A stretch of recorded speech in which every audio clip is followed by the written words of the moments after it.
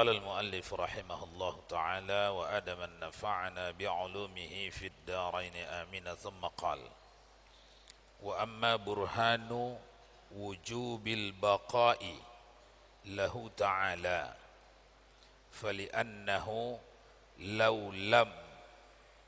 لو أمكن أن يلحقه العدم لانتفى عنه العدم لكون وجوده حينئذ يصير جائزا إلا واجبا والجائز لا يكون وجوده إلا حادثا كيف وقد سبق قريبا من وجوب قدمه تعالى. Artinya, lanjutkan Ustaz Abdul Qahhar. Bismillahirrahmanirrahim. Adapun tanda wajib baqa bagi Allah Ta'ala itu, maka karena bahwasanya jikalau dapat dihubung akan dia oleh adum, niscaya nafi daripadanya adum karena keadaan wajibnya pada ketika itu, keadaan wujudnya pada ketika itu, jadilah ia harus jua. Tiada wajib dan ia harus itu tiada ada wujudnya melainkan baharu. Betapa sah demikian itu nafi, dan padahal sesungguhnya telah terdahulu sebut padahal hampir lagi, yaitu wajib adum bagi Allah Ta'ala ini. Wajib qidam bagi Allah Ta'ala ini. Dalil tiada dinama ia melainkan dengan dua qiyas dan aturan keduanya itu. Jikalau tiada wajib bagi Allah itu, baqa niscaya dapat dihubung akan dia oleh adum. Tetapi dapat dihubung akan dia oleh adum itu mustahil, karena bahwasanya jikalau dapat dihubung akan dia oleh adum, niscaya nafi daripadanya adum qidam. Tetapi nafi daripadanya qidam itu mustahil, karena barang yang telah terdahulu daripada wajib qidam baginya Ta'ala, maka barang yang membawa ia kepadanya, dan yaitu keadaannya baharu, mustahil, maka barang yang membawa ia kepadanya dan yaitu keadaannya harus wujudnya mustahil, maka barang yang membawa ia kepadanya dan yaitu dapat dihubung adum baginya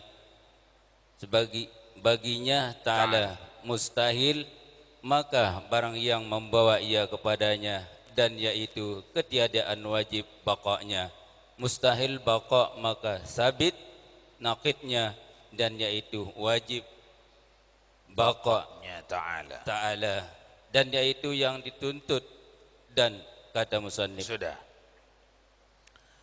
tuan-tuan, perbincangan ialah burhan atau dalil tentang baqa'nya Allah Subhanahu wa Ta'ala.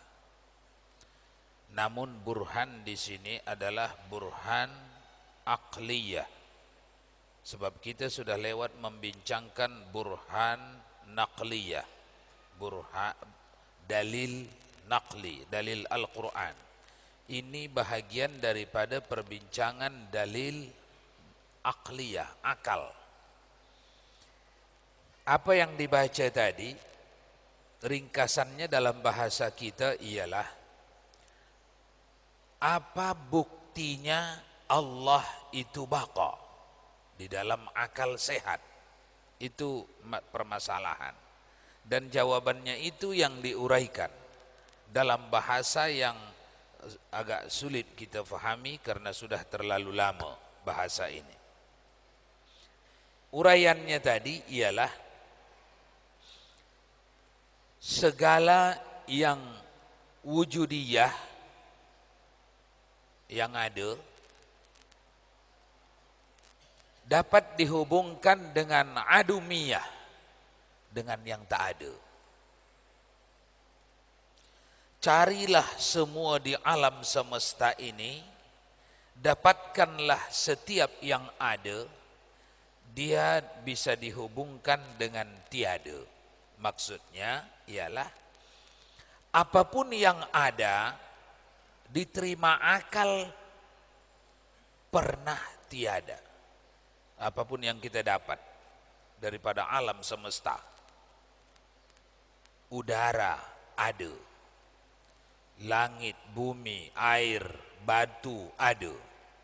Ini ketika ditanyakan kepada akal, masuk akalkah ini dahulu pernah tiada? Akal sehat semua orang berkata, iya, diterima akal ini pernah tiada. Kemudian yang adum didekatkan dengan yang wujudiyah, yang ada, itu pun diterima akal. Tengok yang tak ada, si Ahmad umur 10 tahun, ada tak anak dia? Tak ada, umur 10 tahun. Diterima akalkah orang yang tak punya anak ini akan punya anak? Diterima. Nah, semua yang tak ada berpeluang ada. Semua yang ada berpeluang akan menjadi tidak ada. Kalau yang dua ini saling menerima, maka tinggal satu lagi masalah kita. Apa kata kalau ditanyakan akal sehat, disuruh dia setuju ke tak setuju dia? Wahai akal sehat, apa kata kalau yang ada nih sekarang kita bikin tidak pernah mengalami tidak ada? Macam mana? Akal sehat mau? Tak mau dia. Kenapa? Karena kalau tidak pernah mengalami tiada ini yang ada sekarang nih, maka tidak dapat disimpan akal sehat, sebab akan dituntut siapa yang mengadakan. Tabrakan dengan akal sehat. Tak mau dia.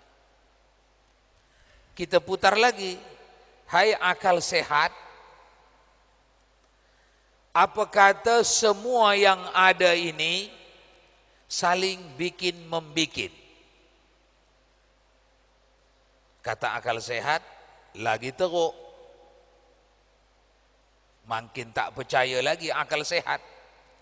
Si A dibikin si B, si B dibikin si C dibikin si D dibikin si A. Beginilah terus. Makin tak mau akal sehat. Kenapa? Karena si A tidak bisa dia membikin si B.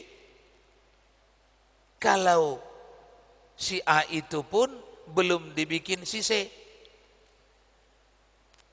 Tolak. Kalau semua sudah dicuba, dites, tidak dapat dibikin baqa, dibikin kekal, maka hanya ada satu yang diterima akal. Yang cocok dikatakan baqa, kekal, qadim, tidak dibuat, tidak berasal dari apapun, itu hanya satu. Ya, satu. Tapi yang satu tu Ustaz, bukan yang Ustaz sembah tu, yang ku sembah ni, kata seseorang. Inilah yang membuat alam semesta tu, kata seseorang. Apa itu?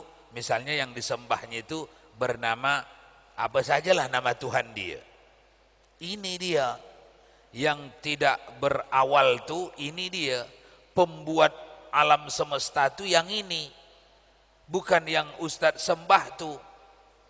Maka kita jawab, yang kita sembah itu zat wajibal wujud, Allah subhanahu wa ta'ala, pencipta as-sirri wal alaniyah, pencipta yang nampak dengan yang tak nampak, pencipta yang halus dan yang kasar, pencipta jirim, jisim, jauhar, farad. Kalau ianya pencipta jirim, jisim, jauhar, maka ianya mustilah maha suci dari jisim, jirim, jauhar. Maknanya maha suci, mustilah dia tidak mirip dengan jisim, jirim, jauhar. Sedang yang awak sembah tu jisim, maka dipastikan bukan dia yang membuat alam semesta. Gugur sesembahan orang lain. Itu makanya tidak sah. La ilaha illallah, la ilaha illallah. Tidak ada Tuhan selain Allah. Tidak ada Tuhan selain Allah. Tidak ada Tuhan. Tuhan yang mana yang tak ada tu? Yang disembah orang lain tu tak ada, tak ada, tak ada. Allah ni saja yang Tuhan. Tidak sah itu. Ittifaq ulama kalau begitu mengartikan la ilaha illallah, tidak sah itu. Bahkan di pangkal sudah lewat kita, fasad, rosak akidahnya, rosak imannya. Karena tidak diterima ittifaq ulama akidah, tidak diterima tauhid yang macam itu. La ilaha illallah. Tidak ada Tuhan selain Allah. Tidak ada Tuhan selain Allah. Tidak ada Tuhan. Tuhan yang mana yang tak ada tu? Fulan. Ya Tuhan yang disembah orang tu lah. Yang disembah agama lain tu lah. Tak ada, tak ada, tak ada. Yang kita sembah ni saja Tuhan. Kalau itu akidahnya fasad, rosak, tidak sah itu. Kenapa? Sudah lewat kita bincang itu di muka surat berapa dulu itu? Lupa? Muka surat? Makna la ilaha illallah. Pak Kades. Lupa. Tuan Syed. Lupa juga. Tak akan lupa sekampung. Muka surat 27. 27 apa 28 ya, rujuk ya. Kita teruskan. Pak AP. Muka surat berapa? Bagi tahu kawan-kawan kalau ingat muka surat. Kenapa tidak sah mengartikan la ilaha illallah seperti itu? Karena mendekatkan zat wajibal wujud Allah subhanahu wa ta'ala, mensejajarkannya dengan yang disembah orang lain. Itu tidak sah itu. Tidak betul, batil kalimat itu, tidak sah itu, dan ditolak para ulama pengakuan itu. Tidak ada Tuhan selain Allah. Tidak ada Tuhan. Tuhan mana yang tak ada itu? Yang disembah mereka itu tak Tuhan itu. Yang kami sembah ini saja Tuhan. Kenapa batil ini? Karena menyembahnya saja kita tak mau. Mengakuinya Tuhan bagi mereka kita mau. Mempertuhannya kita tak mau. Tapi mengakui mereka mempertuhan itu, membenarkan mereka mempertuhan itu, kita mau. Batil. Jadi yang sahih yang mana? Yang sahih adalah orang itu salah, orang itu sesat, orang itu batil. Yang sedikit pun tak ada ciri-ciri ketuhanan pada yang disembahnya itu. Kok dikatanya Tuhan itu? Salah itu. Yang berhak dikatakan Tuhan, mestilah ada ciri-ciri ketuhanan pada dia. Kalau tak ada ciri-ciri ketuhanan pada dia, tidak sah dikatakan Tuhan. Maka penyembah-penyembah yang tidak ada ciri-ciri ketuhanan, jangan pernah ikut. Jawaban pertama, para ulama. Jawaban kedua, kita tidak mau mensejajarkan selain Allah dengan Allah. Kalau kita akui itu Tuhan juga yang disembah mereka, itu Tuhan bagi mereka, kita sejajarkan. Ini Tuhan yang kusembah, itu Tuhan bagi dia yang dia sembah. Sama-sama Tuhan. Tuhan bagi dia, Tuhan bagi aku. No. Batil. Yang sahih diurai. Ditengok bukti. Nah, ini dia kajian kita ini. Untuk membuktikan bahwa itu bukan Tuhan dan tidak ada ciri ketuhanan pada dia. Itulah yang dimaksud la ilaha. La, tidak ada sama sekali. La nafiyatul lil jins. Dalam grammar Arabik, penolakan mutlak. Mulai dari awal sampai sekarang dan akan seterusnya menolak. Itu arti la. Tidak sama dengan lam atau laisa atau lan. Kalau la dipakai penolakan abadi. La ilaha illallah. Tidak ada Tuhan. Tidak ada Tuhan selain yang satu nih. Ini saja yang Tuhan, Allah Subhanahu wa ta'ala. Kenapa hanya ini saja? Egoiskah, keras kepala? Tak. Karena ini saja yang ada ciri ketuhanan pada dia. Yang lain tak ada. Antara ciri ketuhanan ialah ini yang sedang kita bincang. Qiyam, qidam. Mesti dia qidam. Mesti tidak berhajat kepada makhluk. Tidak berhajat kepada yang membuat dia. Yang disembah orang itu berhajat tak kepada yang buat dia? Sangat berhajat. Berhajatkah kepada sekitar dia? Sangat berhajat. Perlu makan, perlu minum. Mengalami hidup, mengalami mati. Perlu tempat. Kalau tengah di atas tak tengah di bawah, kalau tengah di utara tak tengah di timur. Dia ada di dalam buatan Allah ini, di dalam bola besar ini. Itu ciri makhluk. Kalau masih ada di dalam dunia ini, atau di tengahnya atau di tepinya, itu makhluk. Ibarat dunia ini bulat macam inilah. Anggaplah ini bulat. Kalau masih di sini tempatnya, di sini atau di sini, itu ciri makhluk. Atau terbang-terbang dia di awang-awangnya ini, itu makhluk. Yang tak makhluk, yang membuat ini. Dari dahulunya tak ada, sekarang menjadi ada. Itu cari. Itulah Allah Subhanahu wa ta'ala. Itu dapat dibuktikan secara ilmiah. Siapa yang dapat membuktikannya secara ilmiah, automatically terbuktikan secara ilmiah, menyembah selain pembuat ini, menyembah yang batil. Mempertuhan yang bukan Tuhan. Itu makanya bayaran termahal dari orang beriman nih besok di akhirat adalah la ilaha illallah. Itu bayaran termahal.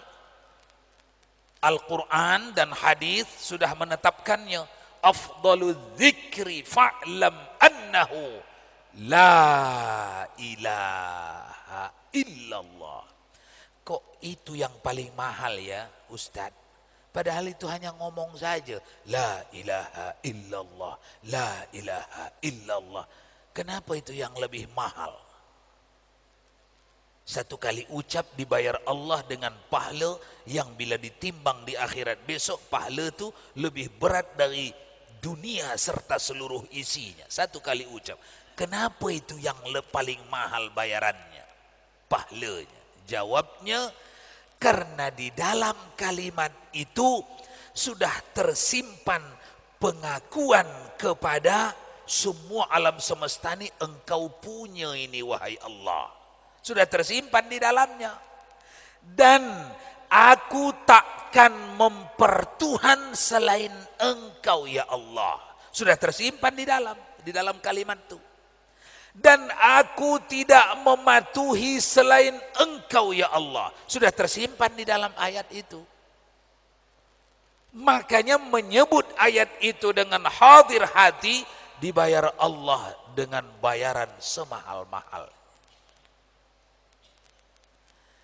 Yang dibaca tadi bahagian penting dari membersihkan di dalam hati kita. Ciri-ciri Allah takkan ketemu dengan ciri makhluk. Sebaliknya ciri makhluk takkan ketemu dengan ciri Allah. Atau kalau nak diubah bahasanya, apapun yang kita dapatkan dari ciri makhluk itu bukan ciri Allah. Apapun yang kita tak dapatkan dari ciri makhluk, itulah ciri Allah. Ini perkara qadim dengan hudud. Kalau kita jumpai satu ciri itu pada hudud, pada makhluk, pastilah tidak ada ciri itu pada Allah. Walaupun sebutannya macam-macam sama, macam-macam mirip. Misalnya Allah Maha mendengar. Makhluk mendengar juga. Allah pun mendengar juga. Ini hanya sebutan. Tidak akan ada kesamaan. Jangan tergambar di kepala. Ar-Rahmanu 'alal 'arsy istawa. Allah bersinggasana di arsy yang tinggi. Lalu tergambar di fikiran Allah bertahta, bersinggasana di arsy. Tidak. Yadullahu fawqa aydihim. Tangan Allah di atas tangan makhluk. Lalu tergambar di fikiran Allah bertangan.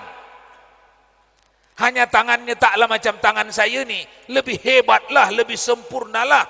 Tapi dia kata dia bertangan. Sudah, katakan dia bertangan. Akui dia bertangan. Tidak. Bukan itu makna ayat.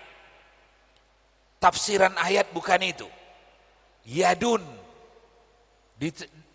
Diterjemah, ditafsirkan oleh seluruh ulama ahlus sunnah wal jamaah, itu kekuasaan,